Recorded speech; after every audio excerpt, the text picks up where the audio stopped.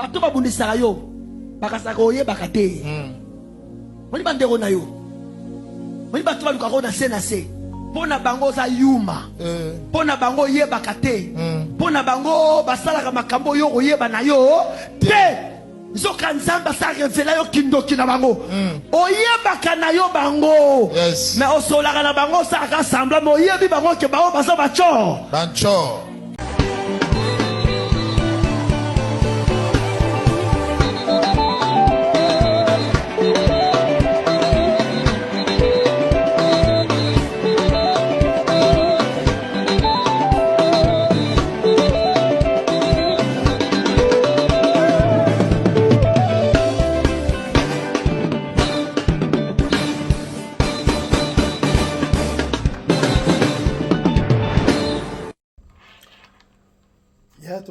Chaque fois, Baïke, Bamikolo, Balobaka, celui qui trouve une femme trouve le bonheur. Tobonge Sakayango, na Kolobaka, celui qui trouve une bonne femme trouve le bonheur. Na comprenez oui, c'est vrai. Tout le monde a maman Bokilo Mingi, Balingaka Basi, Yabana Bango, la rivalité. Et ça, n'a presque pas fréquent. C'est 80% et ça, n'a pas mais tout le monde a rappelé qu'il y a certaines femmes au balinga répété mibali balinga répété ba mama ya mibali na bango ba bosa na ke bango pe un jour ba kokoma ba mama ba kokendaka kotala bana na bango na bandako na bango okomona soki mama ya mwasi aye na ndaku c'est pas un problème à cause de la accueilli comme il se doit kasi soki mama ya mobali aye c'est tout un problème.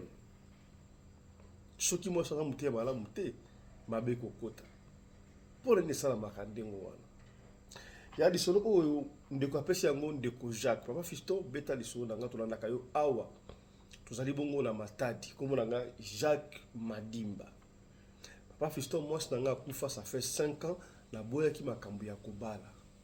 Qu'est-ce qui s'est passé? Pouvez-vous imaginer moi sinanga akoma ki na niveau atia la maman nangai poison. Maman nanga utaki na intérieur, elle a qui pas maladie. Moi si nangai pour la connaître comme la maman nanga te a comme na niveau ate la maman nangai poison. Siko to yeba ki ndenge ke poison wana oyo e bomi moi si nangai moko yem tanya ko maman nangai. Yango liso na ko betela yo lelo la deuxième session ya mokolo ya lelo. Ya nous vivons dans un monde où il y a plusieurs mondes hein. Toko solengo awa la émission ya lelo. TikToker oyo aningsaki mokili année passée na décembre. Entre parenthèses, il se disait prophète de la fin. Ebonoa, ngala obenga Ebonowe. Toyoka ki yango ezalaki ko yinda na réseaux sociaux.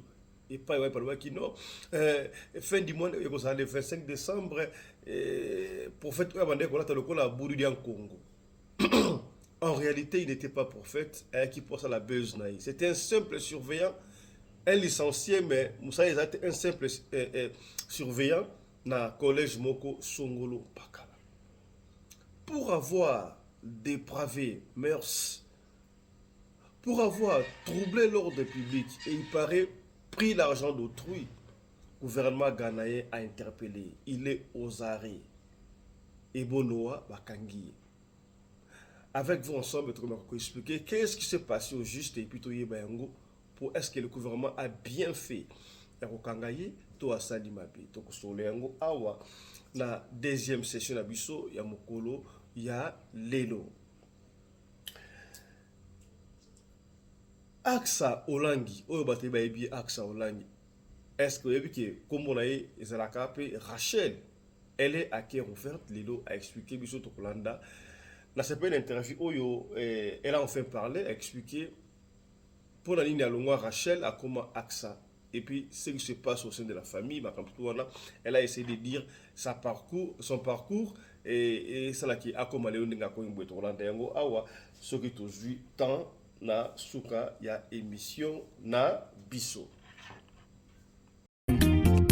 Osimia limeti pembene sase papa sueno nini baba makamoto na petro te polamba na babola esengi makala yo timaba mabanga Edgar Mvumbi papa na soki osali bongo wana obomi moto bolingo nanga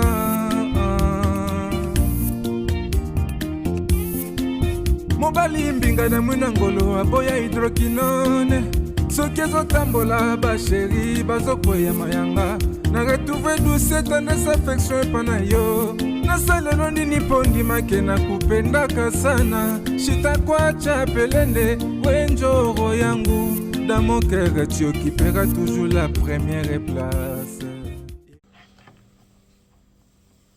Mbote na bino bandeko balandi ya Radio Lokoye Télévision bisika nyonso bozwami.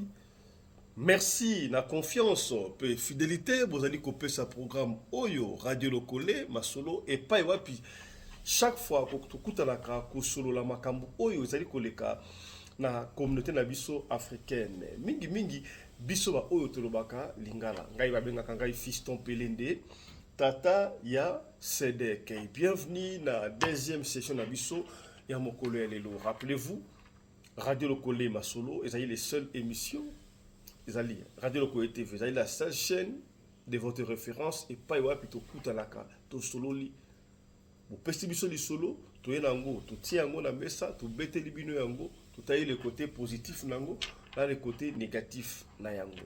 Donc to sengi na yo o s'abonner soki mbali bo sota la biso yo o s'abonner pour na o rataka ba et puis se s'abonner bien sûr au fini cloche à notification pour na yo o rataka ba programme na biso ata soki mu qui était landa biso lisusu na deuxième chaîne na biso Afrique Masolo Télévision et pas wapi ezali pe chaîne ya divertissement et d'information. Rappelez-vous to lancé déjà Libala Bosembo Afrique du Sud deuxième édition et bandi benga biso zali na Cape Town zali na Johannesburg zali na Pretoria na Val na Witbank benga biso na numéro de rédaction pour na yo o s'enregistrer ceux qui font en couple ça fait déjà 6 mois moi sina mobali vous avez le droit à participer na Libala Bosembo benga biso na numéro na biso ya rédaction plus 27 61 88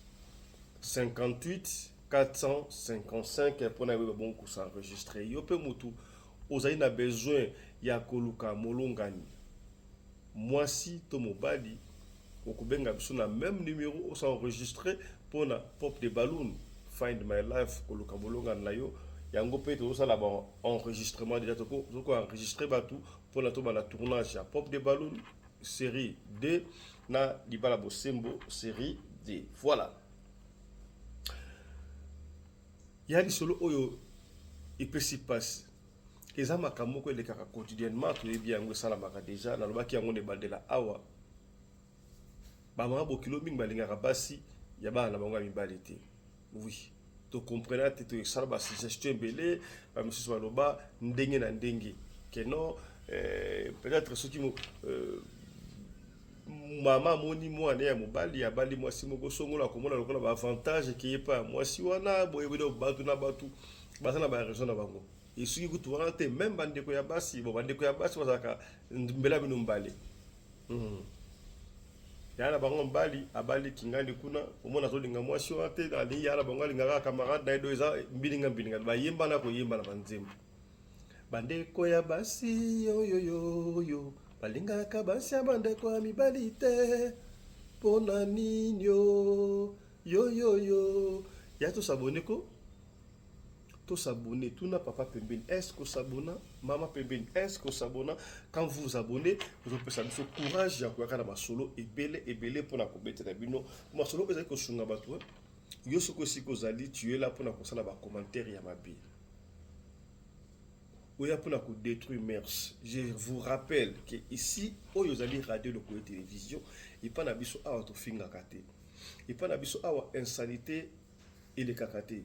Tout ça parmi ba rares personnes oyo to pona nabiso ko pesa information, ko beta masolo pour na kosunga batu. Alors, si tu te sens mal à l'aise awa na Radio Lokoye, tu n'as qu'à aller ailleurs et si ka oba finga ka.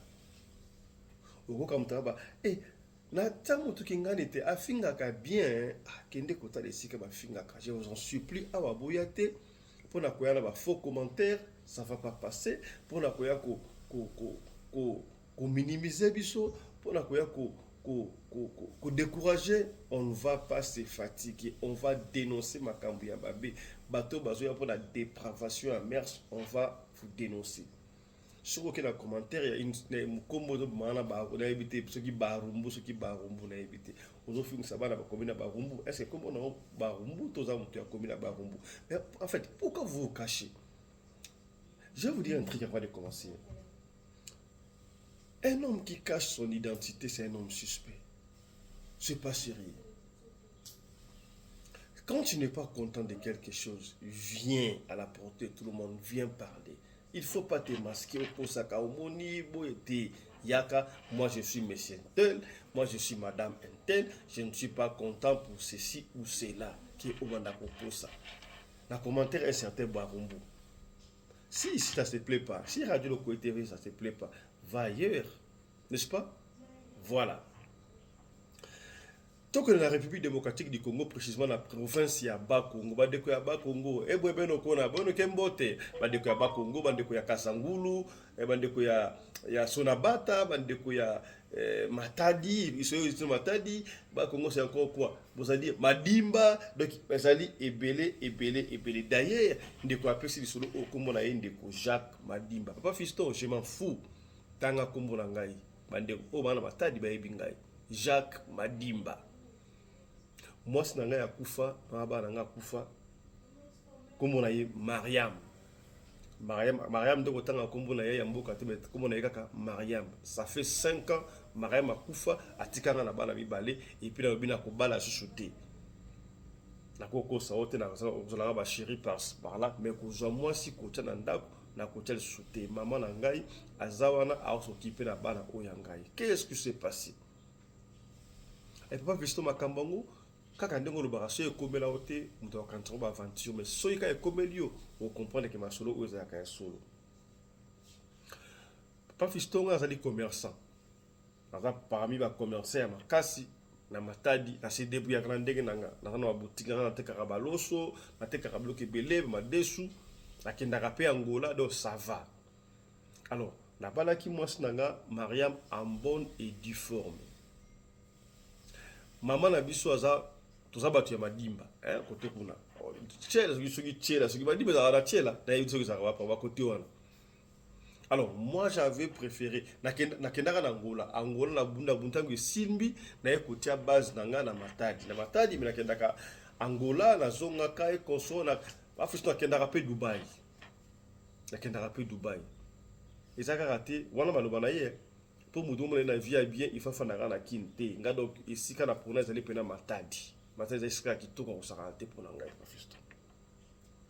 Il y a eu un moment, maman a biso qui malade. Bien sûr, à partir de Matadi, dans le village, maman, pour la famille, 42 ans, mais il y a ça que maman a qui malade.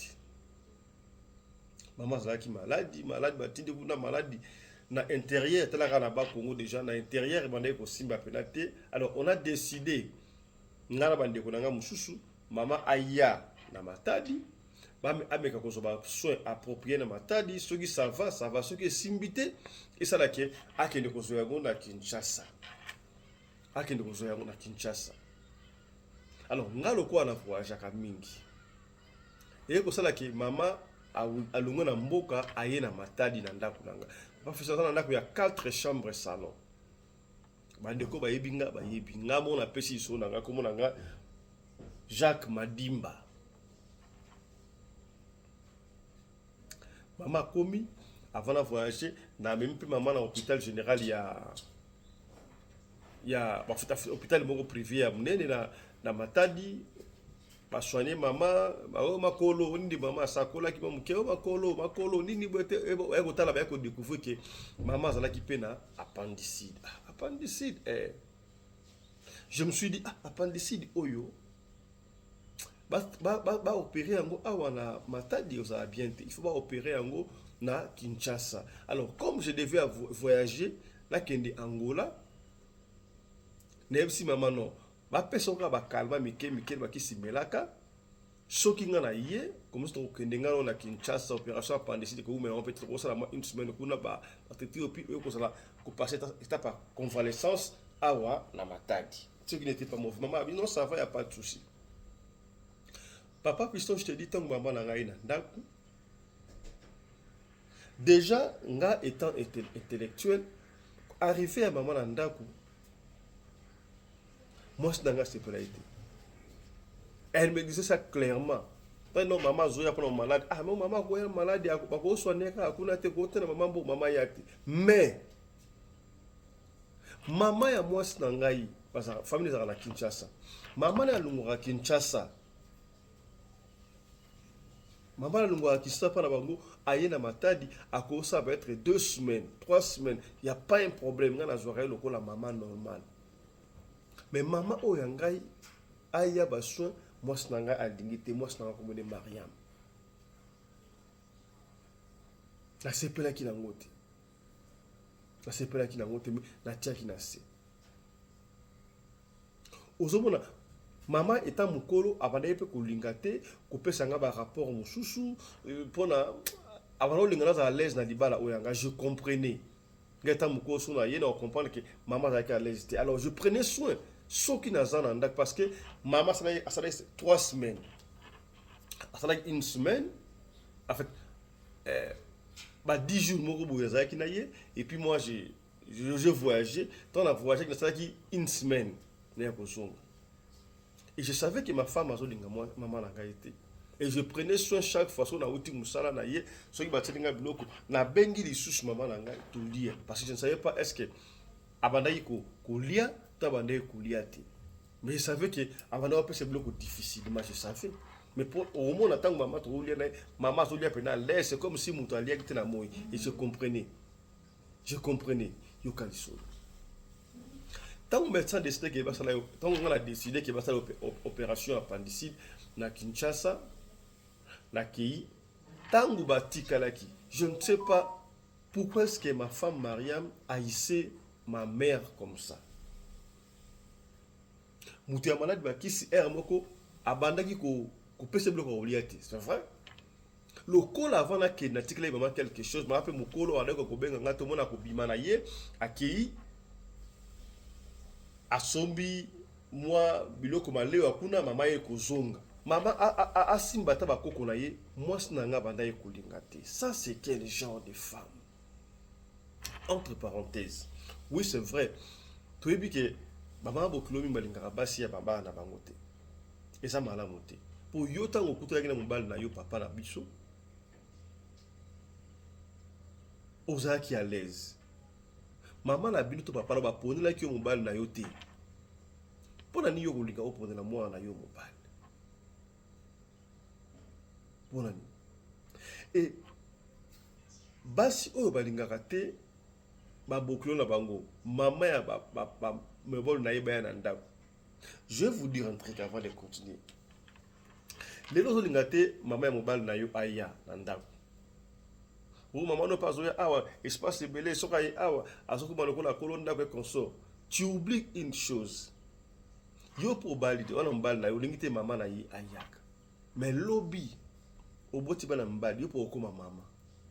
Okuma pe na besoin okende kotala mwana na yo ya mobali na ndako letanga kobala. Soki mwasi ya mwana na yo abandi kosala yo bakamu yo sala. Omono madame. Ya parti au bokata yango na bato oyo balingaka. Babokilo bangote. Oui, c'est vrai. Même si c'est la kando mona bokilo, alors ça makamba be bokilo linga yote ya ata bokilo lingi yote yo trouver espace ya ko linga ye pour na bien parce que ye a boteli yo mobalité et vice versa. Papa Fiston tango tikala ki 2 jours na ya. Il s'appelle conseil dans la vie. Un jour bon, maman abona ke moi bokilo na linga ka été mais un jour a servi le bloc à la mouki d'attendre à tes gentillesse à Kosakana. Ah, maman boni, à tes maman la soma ya mota chocolat. Après si maman ti, maman lobi gentillesse oyo, bokilo ya pesa kingai, na mona ki ango moi suspect. Ya talaka ba maman ba Congo. Mais nous y tout petit à se maîtriser quand on lingate, moi na yo ka no ya sona ina moi na lusitu, ameliti kitoko. Mais gentillesse on na mona ka ngo bien te.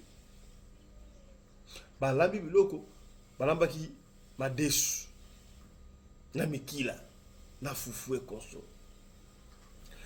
Moi si nangai Mariam, voilà mon Jacques me rappelle solo, à servir bana, à ça la bana mi balé.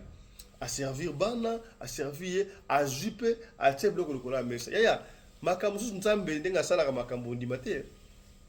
Il fallait qu'il y ait un amaya maboko wana ba sokola mais qu'est-ce qu'elle a fait? À tirer bloc au deck. On va boya ko sokola bloc la cuisine. Maboko la cuisine. Pakei maman a retardé moi mouki. Maman a expliqué nzambe kotika na kati na. Qu'est-ce que la maman fait? Maman a vu ça il né à boulot comme elle a tiré pas ya Mariam, ya Mariam a joué kaka a joué à tiré par là. Kaka ne tout le monde dans ma film pas fiston. Quand tu pars chez quelqu'un, et que mutalingi yote, il faut pas avoir froid au jus, il faut fumer la misu. Tu notes mabe koko ya ba tu ebele ba kufa pour na soni. Kangola meso tala tula makutua. Combien? Maman Zuma retarde nzoka sa chanja qui accueilli par sur maboka ko fan. Balia. Ba liepé à l'aise. On a 2 jours avant la zone. Tant ba liepé à l'aise ba likulo pe si tant lo que sikolia ya ezaki elo komoko yo précipité ya rapide. Tant ba si quelque temps après moi c'est un gars Mariam a dit que le passe et le passe maman nini maman écoute Mariam nini bokilo nini maman le passe nini maman bimi on a bien ma voix c'est bon ya ba ko sunga bokilo na ngai le passe oh ba memi Mariam na hôpital ba comme l'hôpital be batali oh batali eza poison nini be poison oh ba ba ko soigner mu ke bezaki poison moko retardé ba bengi sikoyo mobile na yekuna Jacques esika zalaki non Jacques abino na zapela nzela déjà na papa na papa fisto na kenda matadi na nzela ya mutuka na kenda na avion te pona na za commerçant et conso et ko salaki tangu Maria le alali journal ba pesi ba calmement metalaka. Alors c'était prévu que ba transférer sikoyo au hôpital général ata mama ye mona Kinshasa po ezaki bien ça il y a lettre boss la mballe ya jour oyo 2 jours attend où Jacques a commis poison de gaki makasi et ça dit que Mariam a koufi papa fina moi c'est dans koufi souci o wat moi ça koufi na poison e ko ça ni na ndako boye bien ngonde mbula matala saraka moi si ya mukolo nani ozaki na ndako mukolo o mama na biso mama pe mbula matala juillet na ndenge enquête bakangi mama na biso bakangi ngana keina la ndeli makamula zuba foke konso mama na bilenga na ebelo ko mokote boklo la ngana ataki biloko tolia ngana ebite ke mama aboya wana msambula matali mama mukolo pa sa malade konso ba relâcher ye batiki ne bango mama to sali matanga pona ngoti sasa e konso to leli e bembe kuteke dai Kinshasa baki okuna to kuyina Kinshasa bref to kundi mama na biso tangu to zongi mama na biso afandisi ngai abengi na bandeko na biso na papa na biso ayi totika la femme ayi mon fils tala makambo elekaki moi sina yo bandanga okenda oyebi ka pesa nga bloka olia te moi je te séparer maman na yebno na ko mono wana bi nzambe to sambelaka ya solo asa ya solo jour wana santaka pena bien te talaka mutu oyo apesa ka oblo presque pas mbalamba ko atie gentillesse ko so apesa ngati na meli na bi oh qu'est-ce qui s'est passé boy moi c'est gentillesse na ngabwe ndenge nini tanga yako tsa biloko a servir biso tanga lo teke sokola maboko ngai esprit singa changer basani wana et na changer ki basana zu yanga na pesi yaye et na tiwa te nesa ki basana mbele ndenge moko surtout elle n'a pas pu remarquer Ali donc c'est que soka taki poison et habitaki poison soki na ki biloko wana ngai boko na kufa yango na bina yebite est-ce que ngana teli poison na yebite est-ce que moi sino akufi atilaki nga poison nga mfanya kufa to ndenge nini tala kunteki tala kumamba natali na bi pona nini boye ili kambwane tikala ndingo la fami La salle qui m'a bien abalé qui moi si oui c'est vrai papa fiston ba maman bokilo mingi balingate basia ya bana bango mais maman na ngata maman moko boto talaka ba maman makongo wana luzitu mais moi sina ngai basala ki batu ya kisangani ba swahili n'habite pourquoi non linga maman o yangate mais ceux qui maman bango ye na balé ko so ile ko la maman normal. C'est pourquoi je m'étais décidé ngala ko bala souté maman na ngati kala wana to kenda Kinshasa basala opération appendicite les cas très bien zonga tisika boye maman za kala ngai na benga peleki na msu ya mwasa comme vendre wana bango ba s'occuper na bala ngami balé wana ça fait 5 ans na boyi na bala bozora ba chéri me ko bala te pour éviter les problèmes papa fiston tala ndenge mwasa na ngai Mariam akufa totala kawana matadi on a bino beta pe di sona nga expérience tanga komo na nga yango Jacques Madimba ezala leçon pour na bande ko sous donc yo mutu lingaka bokulu na yote eza tous les deux côtés maman oyo balingaka basi ya bana bango te bosala pe attention basi oyo balingaka maman ya bana na binote bosala attention ça ne sert à rien quand vous vous mariez vous devez être soudés il faut ça la famille autre le quitter Tolobi, voilà. Autre chose à présent.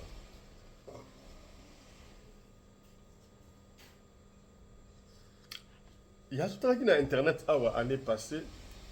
À partir du mois d'août, août, septembre, il y a soi-disant un prophète canadien, Ebo Noah. Dans la tout ça, mission à Ebélé. On va voir fin du monde que ça le 25 décembre. Avant, il y avait un prophète qui malawit par le bas le rendez-vous là. Il y a le bas fait des voix aux en novembre, ça peut comme Simbati. Moi, je vois comme si à partir de le bawana, et que ça qui y a réalisé Marmo Saliko. Bon, il y a malawit tout ce qui est rendez-vous à Tozi, il y a Ebo Noah. Pour les nouvelles histoires et bon Noah, c'est pour interpeller le gouvernement Oyabisopé. Ce qui va jouer exemple le gouvernement ghanéen, je crois qu'il faut pasteur Oyo, par contre, il va faire Salaka. La côté de l'explication de comment on a expliqué. Et bon Noah Oyo, oui, c'est vrai qu'il y a une classe en Afrique, même pas en Afrique, partout. Vous savez, c'est une connexion. Et bon Noah, il y a une classe, c'est une classe, mais vous savez, il s'était lancé dans les réseaux sociaux, même que les réseaux sociaux sont sur la famille, ça moussala. Mais ça là on a ndenge malama ndenge ko fingate. À part que les réseaux sociaux qui négligés, là qui surveillant dans l'école moko dans collège moko songo, atala ka banani ba na ba na école, oui ka o atema na porte. On va foutre mon métier. Alors, il s'est dit comment trouver l'argent. Dans l'histoire est bonne les choses belées, il faut avoir la créativité. Comment trouver l'argent? Il s'est dit, je vais trouver l'argent en Dengeni. À créer concept naïe. Que non, fin du monde, et Kozala, le 25 décembre, Oyo, fin du monde au Salema. Alors, comment à Boula, à Bilarosa en Dengeni? À Keina village, Mokuna Ghana, côté à pêcheur. Pêcheur, on a un bateau, on a un boîte, on a un talibou. Bazo filmé azo kolbano ça va na sombi mabaya oyo na tonga bateau kaka lokola Noé atanga Noé de fin du mois ezalaka fin du mois on s'appelle le 25 décembre yangunga nazo tonga ba bateau oyo pona na côte sa bateau bagane il s'adressait seulement au peuple ghanéen na ndenge ya buzz to baka buzz oui bien ngo soki succès ya muteye ezala RT talaka 4 jours ya pamba Lumumba Atemigabwe, Veya, Michel Kouka. Et Fungwele Bakam. Et là, je salue bravoure à Lumumba. Fédération marocaine, Tonaka Baïsagia Tika Latina, finale, a préféré que Zonga pour la dignité à Mboka, à Zongi Naye. Il n'y a pas de souci, mais Lumumba, c'est une bonne chose, il n'y a pas de souci. Donc, vidéo Oyo, et Bonoa a posté qui est vu en plaire. Bah, chrétien pour. Ah, c'est de ça qui le cola. Le cola on débat no bando quoi ça qui na calé consort à tikisuki a créé un concept naïe. Ba tout mingi ya TikTok bébé que ça va aventure. Pour moi la la TikTok déjà, alors ça va délire mais il s'occupait pas la TikTok voilà. Le cola ra moi moi ONS. parce que ba benga eni sœur en Christ eza eni so aimbaraté eni ebo soki obi wa sali aventure na ye ba on a aventure pasteur oyo manzambi. Alors, bato ba moni yango vidéo wana ezu en plein console et pendant de comme viral sur la toile. Mo ebiso yeko kenda mutne kenda kawana. Oh. Bato ba andi ko s'intéresser ba andi ko poster yango et boyebi ka ande pendant na yeke no fin di motala mutu o ndenge tanga Noé sika apena tangu ya bisowa prophète moko na Ghanéen alobi non batou fin du mois ça le 25 décembre nous avons appelé vision tonga bateau car on est à la caravane qui batou je suis en plein au sakrate tant la monnaie qui est comme viral batou ba s'abonner belé na compte na TikTok abi o et bandi ko simba à quel il serait pas pêcher rwanda ba pêcher ba ça va na bango be yepé avec ko seconde ça la regarde à ça la vidéo que non moni na moni ba komi belé na besoin vraiment en tout cas na ba bateau mususu na somi mabaya mususu na otonga ba bateau ça les belé pour bateau bas les belé partout vous na monde boya avant le 25 pour nzamba ko boma mokili na mai ya ba courager basali pendant ce temps tant que comme viral et pendant sur la toile et à makambo de ça l'état ta la biso o yo tango do finga bato o sala mabe ko l'état zomona l'état pas ndi ko noter ye ezaki boy l'état osaka ba point azokoma mbila et bon Noah atiki makambo wana bino na sana besoin que sala ba dona orphelinat et consort batu ba contribution numéro na e atie wana batu batindi mbongo na monde entier to mona ki yango ko motambo na Mercedes a soyi mutuka et puis ba don apesa ki zaki na ngo ba don to mona ki ba don soit que na ko distribuer on ne sait pas bosunga biso batu basala appel de fonds to mona ki on internet ba pesa mbongo ebele to mona ki ko to yemu to basaki na kati ya Mercedes l'état zone kaka l'état zone kaka bato ebele baso ki ngo avant ba ga ils va aventure pas ba te ba nigizaki yango pe non ils va te ba ki a la buzz mais certaines personnes bazo ki yango sérieux bato musu bazo ki yango sérieux lokola ndeko moko na Libéria je crois a tekinda kwa tekimituka jumos na ina bana ayakuna le 25 akuta fin du monde des athées type wana lela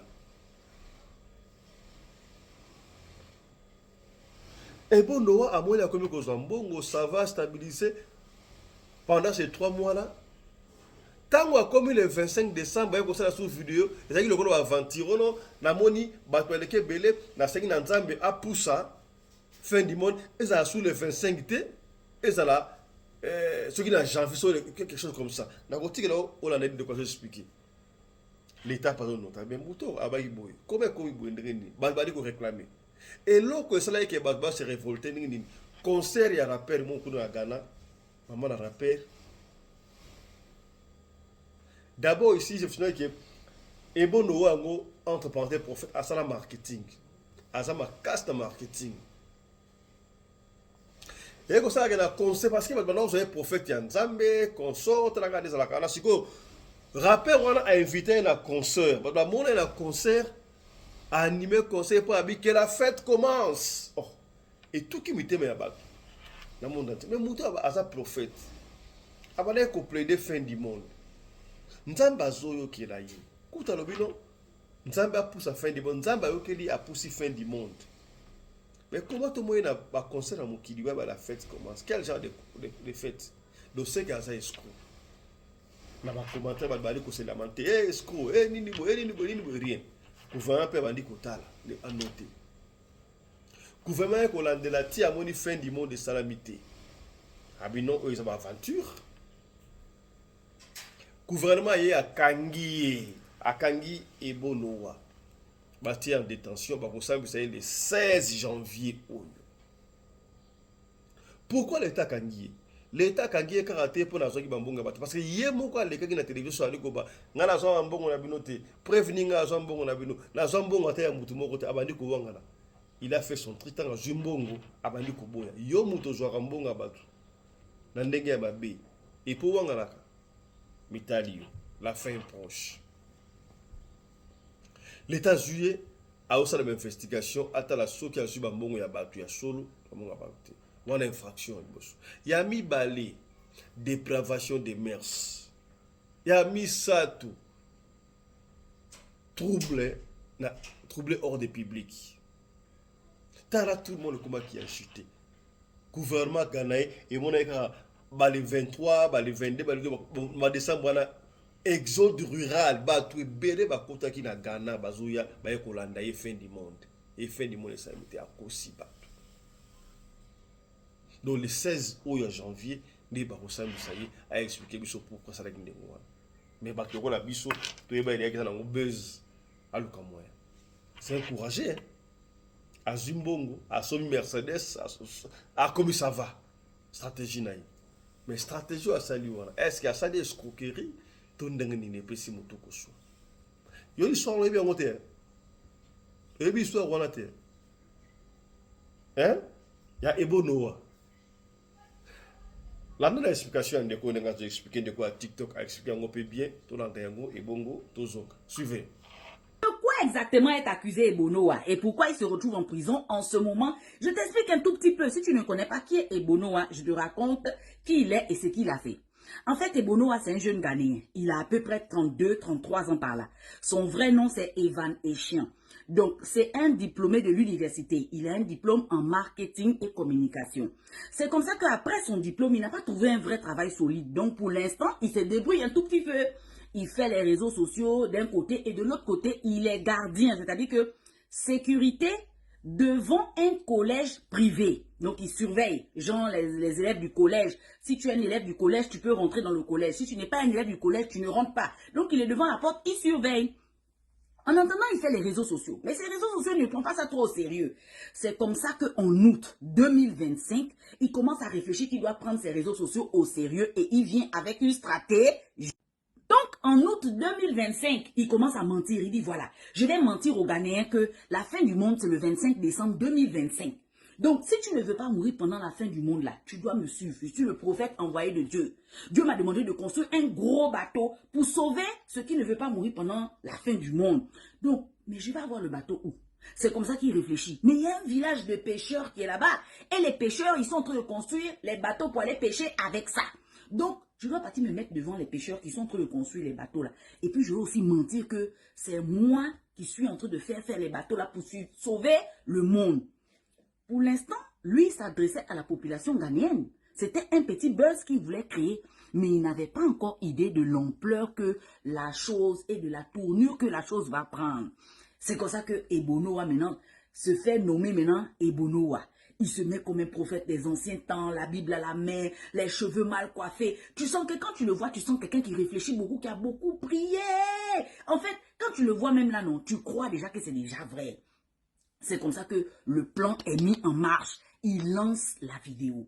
Sauf que quand il lance la vidéo, en ce moment, tous les chrétiens du monde entier maintenant, en tout cas la plupart des chrétiens, se sentent maintenant concernés. Parce que pour lui, Ebonoa, il se disait quoi? C'était un buzz au pays, il fait le buzz. Mais sauf que les réseaux sociaux, la vidéo a voyagé.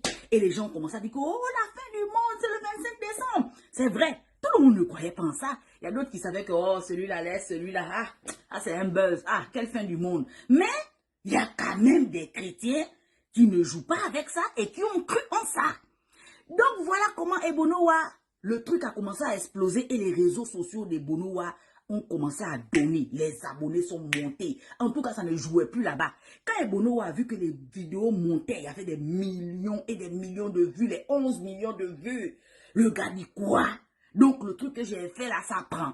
C'est comme ça qu'il a commencé à bien jouer le jeu. Mais... Sauf qu'en jouant le jeu, il a tellement bien joué le jeu que c'est là maintenant que la police du pays commence maintenant à s'intéresser à lui. Parce qu'en jouant le jeu, il affirme maintenant des choses qui ne sont pas vraies. Il part dans le village des pêcheurs, il filme le bois. Il dit aujourd'hui, j'ai payé plus de 4000 et quelques bois pour construire encore plus de 4 bateaux. Parce que là, je vois que la prophétie commence maintenant même à aller dans les pays et tout. Donc, un bateau ne peut pas nous suffire. Aujourd'hui, j'ai payé tout le bois que vous voyez là. Il y a plus de 4000 et quelques bois. Ça, c'est ce qu'il affirme. La police a pris note. Un autre jour, il fait encore une autre vidéo. Aujourd'hui, je viens encore de payer plus de 8000 et quelques bois. Ça, c'est pour construire au moins 6, 7, 8 bateaux. Là, je vois que vous êtes encore de plus en plus nombreux. La police prend note. Tout ça, nous tous, on n'est pas au courant. On est toujours... le buzz. On joue même avec ça dans les commentaires. Sauf que la police ne jouait pas. La police est en train de noter. Un autre jour encore. Et Bono a dit que non, je m'en vais faire les dons dans les petits villages. Donc, quand je m'en vais faire les dons, si vous voulez participer, voilà le numéro que vous devez envoyer l'argent. Gang. La police dit, ah, ok. On ne fait que s'avancer un tout petit peu. Donc, c'est comme ça qu'il met le numéro de téléphone. Jean a envoyé l'argent, j'ai fait les dons, les trucs comme ça là.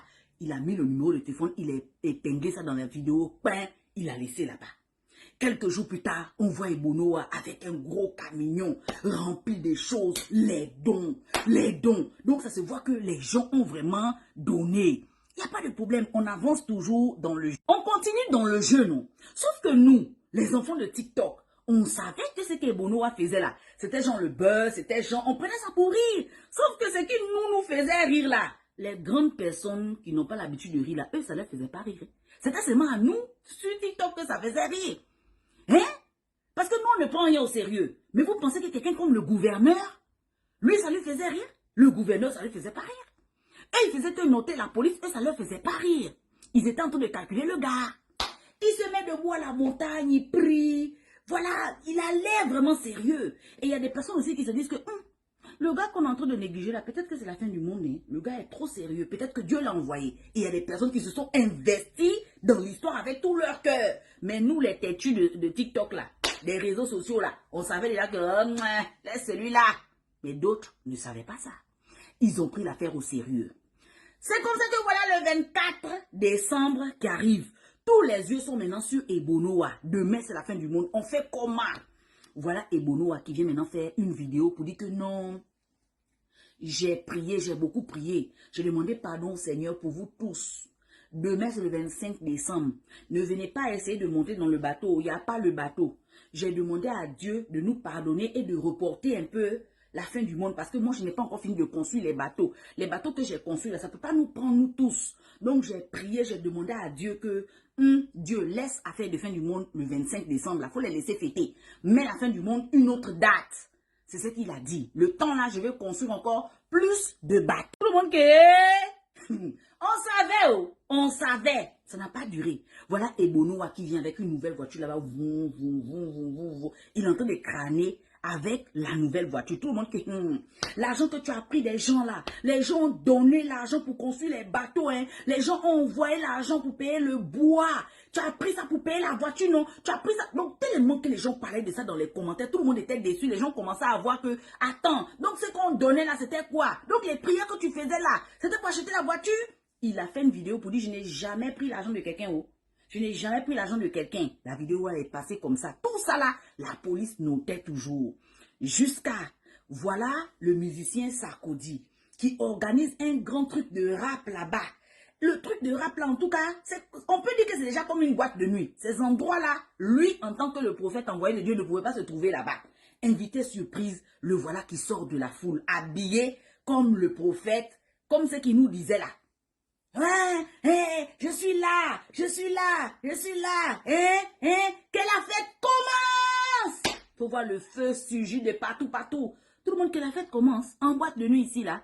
Bon, c'était pas en boîte de nuit, mais on peut déjà considérer ça comme une boîte de nuit. Les gens disent quoi? Le 31 décembre maintenant, le voilà en live chez lui, avec son staff.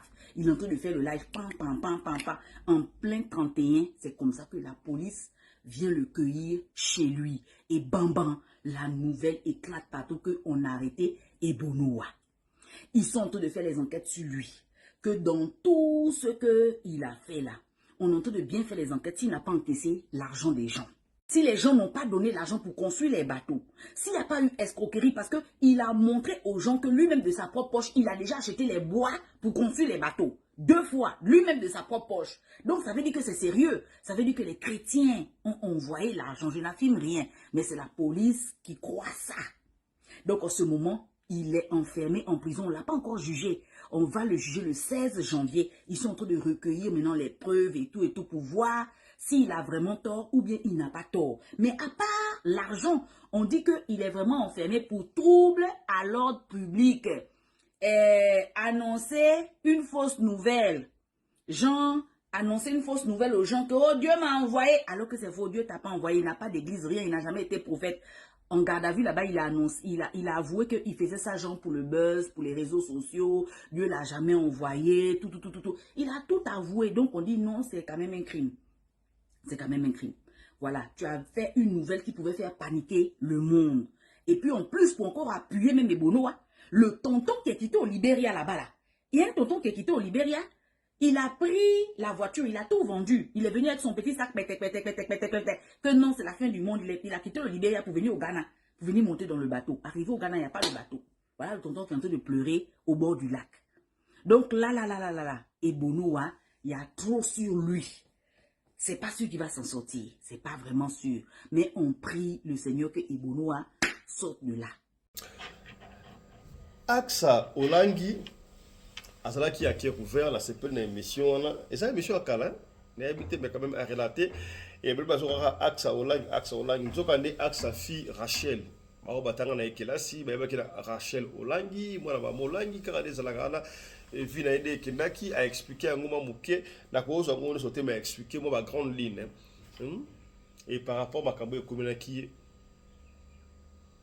ndenge il a été humilié par Kevin na plateau et consort Kevin autoyebi azaki na Afrique du Sud et situation Kevin ba yeke ba koloba abeta ki baku na zélo donc nous on va pas rentrer dans la polémique voilà mais je voulais quand même vous faire découvrir pourquoi Axa a comment en fait Rachel a comment Axa ndenge nini et qu'est-ce qui s'est passé Vina là qui ndenge nini est-ce qu'il y a boto la mobile il y a les zéro comment ça s'est passé ne surtout alors la CP là qui n'a interview en go au salama qui pas il y a concert Nabiso OAN. Tout à la moi extrait Oyo, il y a émission Oyo ou Axa Olangi Azoko expliqué Vinaye et plutôt Zonga, on va conclure. Suivons.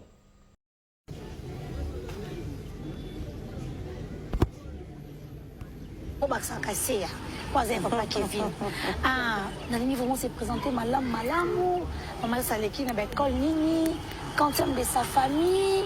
Aujourd'hui, Marie, mais tout le monde a vraiment, merci beaucoup, maman Aïcha.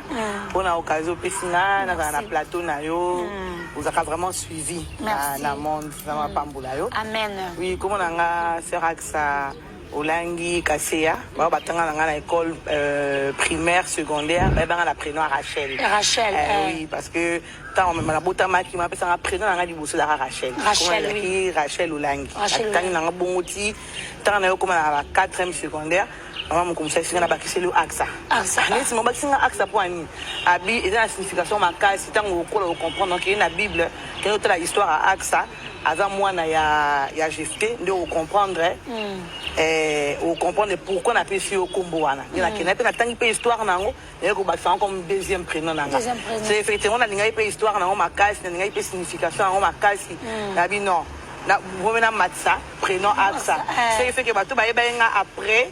Comment Axa comment ni baby Rachel ba otanga ba camarade otanga na bango bazana ba Belgique ba États-Unis ba binga na komba Rachel donc c'est ça donc nous sommes bien ngati Rachel Axa Olangi aujourd'hui par la grâce de Dieu mariée na comme madame Kaseya alors dans la 6e il y a famille na biso tous à 7 oui maman bota biso 7 tous à 2 garçons 5 filles oui tous à bongo et par la grâce de Dieu dans la 6e il y a famille na ngai et na vie boy côté éducation la salle biochimie l'école secondaire après na au salle médecine si c'est pe classe na puis la salle pe stage na mama emo bato ba otala nga ba yebi ba infirmier ba docteur to tanga na bango tout ça ba stage ba yebi nga na ba docteur pe ba encadreur qui vous mama emo na pesi ba pe mbote après temps na sisi médecine na musala nzambe comme c'est toujours première passion nanga pour na bana ko yembela nzambe côté depuis l'âge de 11 ans 11 ans déjà âge de 11 ans dans mon amour qui a olinga mingi mamba nzambe Donc, au moment où ils ont aujourd'hui grâce à la famille chrétienne, aux autres sambela parce que au coup ils ont bongo. Oui. On est déjà grâce à des beaux sautant au beau tami, au coup ils parents bazo sambela, bon c'est dans full gospel, na zami malamu, le pasteur a dit na pas les parents banda tout ça. To quoi il y a l'environnement, maman bana ministère naï. To quoi il y a l'environnement wana, nani pas même qu'on fait un ministère combat spirituel, to quoi li bongo. Mais ngas ko particularité dans nango. Bien que la colère qui est l'environnement, on a prié, mon code de moi-même, j'aimais beaucoup la prière. Au moins, c'est pour ça, mais la fona zalawana. Est-ce que la baoye maman manza, mais la fona zalawana. Moi, j'ai déjà 10 ans, on fait la Bible, on entend un mon corps, tant qu'il y a des codines, ça peut être des voix. Peut-être pour ça répondre. Donc, naturellement, ma Bible, ça colle dans mon ming. Si, à l'âge de 12 ans, on a eu la professeur du Bosso et pas mon américaine, perd son âme. Maman Gwen Chole, camarade à maman. Invité à maman aux États-Unis à convention à Mounene. Tant on a commis qu'on a tout des amical à l'âge de 12 ans. Pour moi, chaque juillet, août, bah on invité à la convention à Nakuma. Comme on a vacances, on a maman qui n'a biso. Ok, naé, tu peux la convention, tu passes en vacances tout zongi. Alors quand on a la convention, on a mon seul ensemble à prier pour la future servant de Dieu, il fallait consacrer bang. Ngas qu'on a dit, na se retrouver à Nandengeni, à Moninga et Bosso. Atalinga mais moi naza mwana ni bolukanga ba parents naye ba ko benga mama ayi au moins na yo ma bibi habitant nazo leka ana moni vision nzamba la kifina ke mwana o aoza musa nzani munene na moni nazo mona étoile makasi so briller na kati na ye nazo mona ye akoza très élevé na musa na nzamba ko zama ko utiliser makasi na musala nzambe pia kozala na double portion na yo waja na âge à 12 ans. À 12 ans déjà. Alors ba prier pour nanga bengi basala nzambe musala ki ba imposer nga maboko ba prier pour nanga aux États-Unis à Chicago. Après on a peine à ko ça sous ko renouveler comme na kola qui déjà d'ailleurs ko peut se sous nanga sous au Seigneur parce que au moins tant to bota na ba famille chrétienne. OK. Tu répéteras nos prières en tant que Jésus-Christ, je t'accepte comme Seigneur et Sauveur. Parce que ça est individuel. To kola ka to kola ba parents ba pasteur.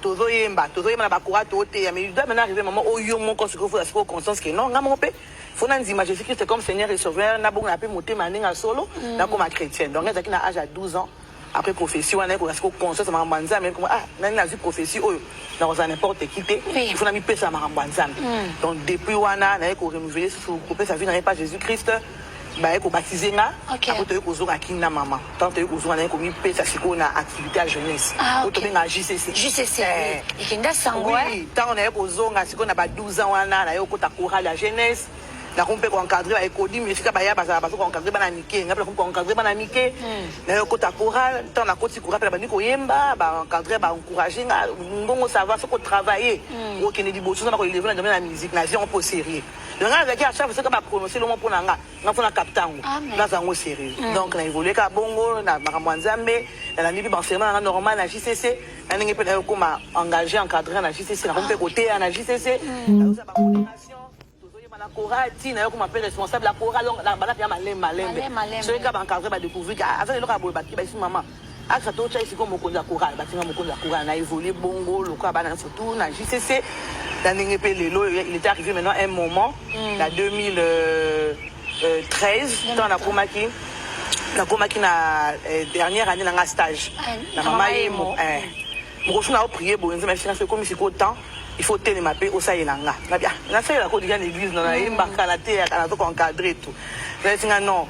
Les cabonati na kati na yo, ils a pour l'église na binoté. Ils a pour l'église corps de Christ, il faut bénéficier na ngo. Donc il est si temps que tu vas prier, na repris ma composition. On va na kokoma banzembo, tout ça. On va koyemba au album, au ça ba concert, ba temps d'adoration pour moi qui m'appelle découvrir donc ils a na kati na yo. Tant ça ma bisinga ko tu vas prier, na ko tu vas prier, na ko banzembo nanga. Si tu as comme na stage na suka. Ça pas que ça la grâce na honorer ba parents parce que ni c'est ma classe en 6 classes avec au travail na travail à une année et demie une année et demie quand le travail parce que nga passion na kimi ko ça la nzambe on mona sala et demi ko ça la nzambe tant na 6 stage na nga na travail à une année et demie na clinique Raffort ils a hôpital ya église na travail kuna na travaillé dans les délais non na mi pesa la musala nzambe na pena ko bisa album nanga liboso na 2015 oui na bani musala nzambe malembe tina ningi na komi lelo na zo confier au saïla nzambe.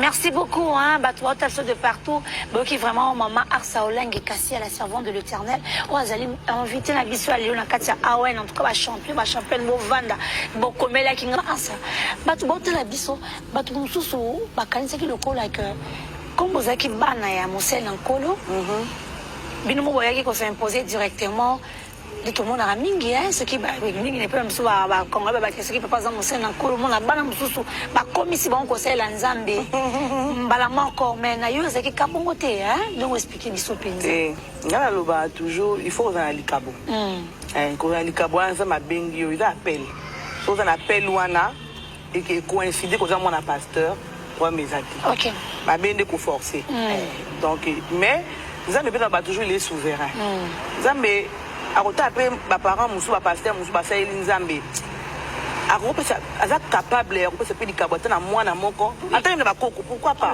parce que autant après na Bible il est dit de Jacob Abraham Jacob et Isaac la famille moko oui ben depuis na Bible c'est pas banana na Abraham a vu Jacob a vu Isaac la famille moko donc na mona Dieu n'est pas un Dieu injuste tant azo élever ba parents na kati ya bana ko ko pona moko na likabo apesi likabo koteya ya koyemba donc et ça la kanango mais ils ont mis que muta dans likabo asa c'est parce que ça moi na pasteur et ça la tout ça vraiment sûr que ça na peine nga pour na kananga na vraiment prophétie nga pas maman nga pour demander que tu surpris tant maman il est lié tant maman go nazo prophétiser pour na pas avec coloquer na salle asa maman papa nga moi na asa de ba ko binga maman donc prophétie bimana maman pas akini surprise OK bimaka wana akali ba prophétiser pour na nga wana et puis même quand je grandissais ama za mona nga avec à distinguer na mamla ko ça il a makambo nzambe a comprendre que non ça va ni loko nzambe donc nga ba forcer ngate et ça il a kati nanga na parce que on a toujours comme j'aime toujours dire en français on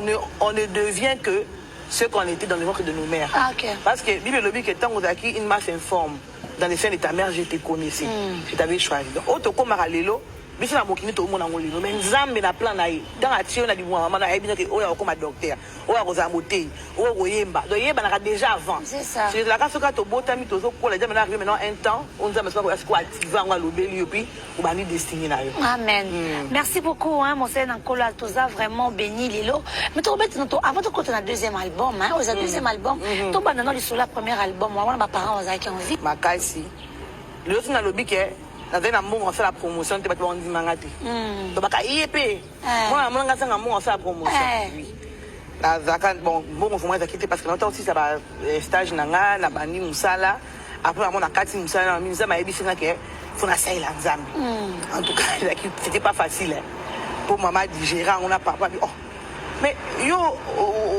yo déjà ningo za bossa il a nzambe na JCC na ministère de l'église au terre déjà pourquoi faut makana obi makana comme ba musicien nyonso tout pour et puis au sala kadé donc maman va comprendre le ko wana ti surtout na côté prière de que yo faut na pambola ou pambola mokili mouvement en tout cas tawana na zo ki penza comme on dit soutien bala moka ba parenté na ko mesara nzambe parce que au moni so ki pela ka grâce maman maman va soutenir parce que bazar ba yebi ba comme maman soutenir ma soutenir ba musicien chrétien belé maman Chabani qui est notre maman notre grande sœur na lingo pe ministre au tas d'émission zama pambola amen maman Chabani a yebi ning ba papa soutenir na travailler na ministère na biso maman ba tekele ba céder ba à Paris ba ministère chrétien ba l'église na église na biso pour ne pas citer tout le monde OK maman a tekele ba céder maman encourage ba siko ngata na bimi na rasa yo zande mon aza pe bouton oh papa fini peza bouton aba singa ngama makambo ana ngata fonza malobi langa la me convaincu te ke obima boye tout ça pourquoi maman zo banga moni na milieu wana ba parents ba okala mingi ba milieu ba ministère soko bimi kuna ou ba na via mobulu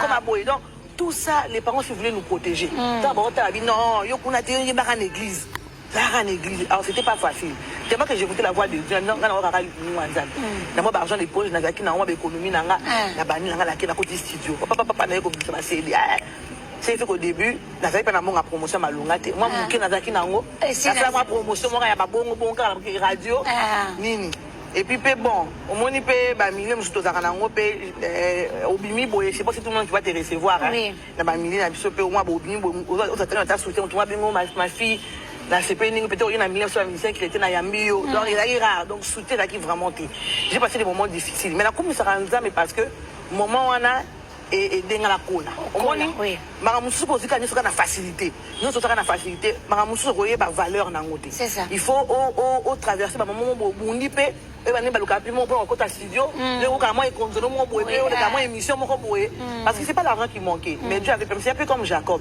a fait mon sang nzambe munene to invité ta ba musicien minene ba aux États-Unis na ba wa Congo to sangana to sa iloko moka munene c'est quand oui le temps qu'on a na bon la pona yo na pas mola yo ko na moni ko za molembi c'est que le kwa neza yo na ayo konzima projet wana ayo ko benga ba partenaire à église avandi si ba ngana mo ka projet mwana et expliquer pe projet on a pris mon moto donc beaucoup so ko soutenir amen et ta ba soutenir ngale on a tout ça ka première édition et yano oui ra bosso de ko benga pasteur Doni Marc Leclerc aux États-Unis akitaka awa na ba ndeko absolument pour soutenir la mission chrétien congolais ba ine ba yaki cette célébration mo ka munene hommage à papa après on a aussi au deuxième concert sur deuxième édition et yano et to benga maman Sinash to na Nigeria je ko inviter à la kine le kai to manka jamais ko yamba bino sans pour autant to bete papa le maman langi mais yebisa biso nani ba papa bino bokoli ndenge nini ba jeune na 12h na 13h na 15h na 16h yebisa biso parce que image oyo papa olangi na maman olangi ba pesi ki biso mozaba na bango biologique que bazaki vraiment ba tourner ko démarrer toujours la présence en Zambie est-ce que vous avez vu les photos pour moi faire côté dans ça en blague oh j'ai mon maman olangi Elisabeth ba week-end surtout puis ba week-end era classe T ba week-end comme ça nous qui est classe T pour moi ba week-end mon boy surtout era ba vacances c'est ce que toucher que le week-end on va la jeune et nous combien pas agiter minga moi to côté week-end to côté jeune to l'équipe ba prière ba délivrance dimanche la tongo to culte de ba vacances surtout et là tout le monde en haut tout le monde a mis ça en haut parce que là qui ba sémence on vit le lobby la proverbe parents, instruisez vos enfants. Quand ils seront grands, quand vous allez détourner la route. Quand il y a des sémences. Dans ma zone, il y a des baba qui va retraite. Et on tourne encore à jamais. Ils ont quota. Ils ont quota. Tant qu'on a âge moroboué. Attends comment il m'oublie. Attends comment il bouille. Il l'a quoi dans ma zone. Il est zonga. Zonga oui. Marie nous sommes à Imba lobby. Attends quand il y a signal. Attends c'est attends la kimi. Et on la carte. Ali c'est moi je dois signaler la kingo. Oui. Attends moi que na rappelle na limina ba prière wana kina esiko ko kindi wana yo kuma maman ko bloko yo kaka wana ekozongisa yo. Ekozongisa. Okuta na problème on lui ah téton je ba niquer. Parce que absolument boy. Ah là tu en partie. Na ningo mo okuta na chambre ni ko prier. Vous comprendre. Pour comprendre. Donc nous to zo wana ba jeune ba prière et éducation spirituelle au lelo ils ont bota bambuma.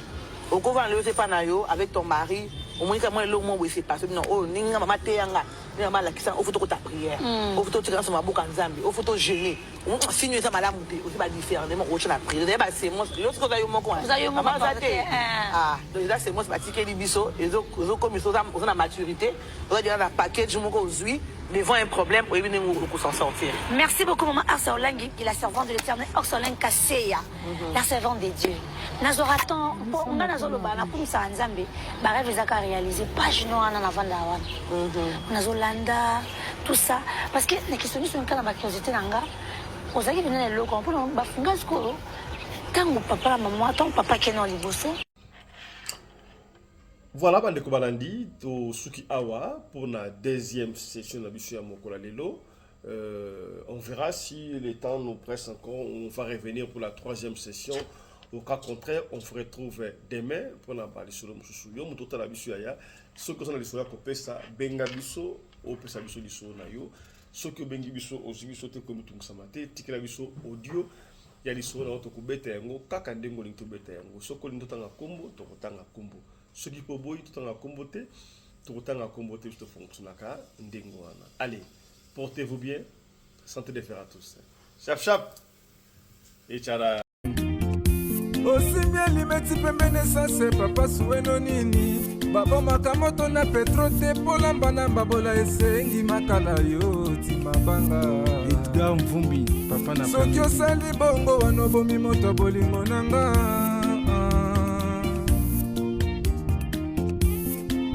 Mobali mbinga na mwina ngolo aboya hydroquinone soki ezotambola basheri bazokwea mayanga na retrouve douce tendresse affection epa na yo nasalelo nini mpo ndimake na kupendaka sana shitakwacha pelende wenjoro yangu dans mon cœur tu occuperas toujours la première place.